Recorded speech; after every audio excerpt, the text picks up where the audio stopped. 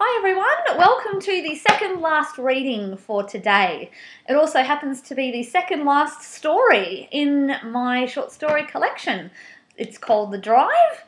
Before I get on to the next reading though, I wanted to do a little bit of a shameless plug for the book, The New Neighbours. If you're in Australia, Mother's Day is coming up. It's on the 8th of May, Sunday the 8th of May, the first Sunday of May. So it's just under a month away. So you've got plenty of time if you would like to order your mum a book and support a new author at the same time. So the book is available in paperback and ebook. You can gift an ebook as well, apparently. If you're wanting to order a paperback copy though, it takes about 9 to 11 days to deliver to Australia. So there's plenty of time left to do that if you wanted to do that too. So a great idea if your mum loves to read short stories, especially of the thriller suspense type. You can gift her a copy of The New Neighbours. That's an idea. Alrighty, moving on to the next reading. It's from a short story called The Drive. So the idea for this story, I first started working on this story way back when, late teens, early 20s as well. So I've been working on it for a long time. It's also another story that has developed into something completely different to what it was originally. So the premise of this story, it's based around a central character called Tamara. She has, after a very difficult personal situation, she's packed up her life. She's heading back to the Flinders Ranges in South Australia from Adelaide. She's making a drive back to her hometown. That drive home turns sinister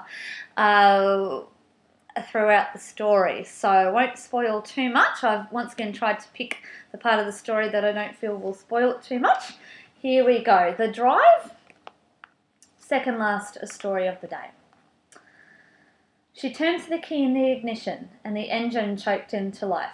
Hot air blasted through the vents and Tamara turned the dial all the way to cold, winding down her window. With the radio blaring, she pulled out of the driveway. Tamara was alone on a long stretch of flat and dusty road. The surrounding plains were brown and empty, with the rugged Flinders Ranges rising out of the earth in the near distance. The sky was pale blue behind the unrelenting Australian sun.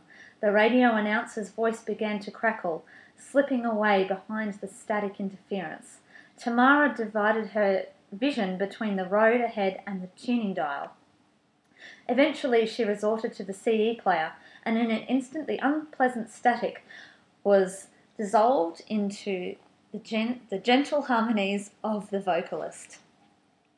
Tamara glanced at her rear vision mirror, noticing a cloud of dust trailing from the foothills to the road.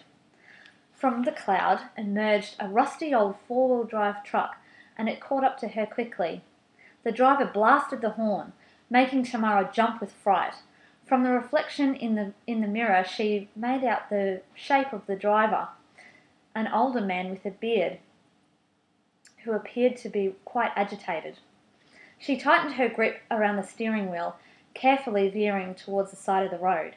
The man did not overtake as expected, but instead remained close behind Tamara, persistently blasting the horn. Tamara reached down and switched off the stereo. "What do you want?" she shrieked, tossing her hand in the air. The truck's left indicator began to blink red. "Overtake me, damn it! Just do it!" Tamara continued to cautiously navigate the edge of the road. The horn blasted again and again. "Are you crazy?" Tamara shouted. "Psycho?" Finally, the man pulled out from behind Tamara, lining his truck up with her car. Tamara's stomach sank.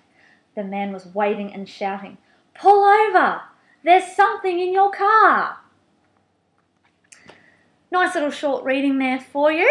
Next up, we are going to have Lee Scott, my mentor, my author mentor. She's a crime writer here in Brisbane as well. Really honoured to have her on the blog with me this afternoon.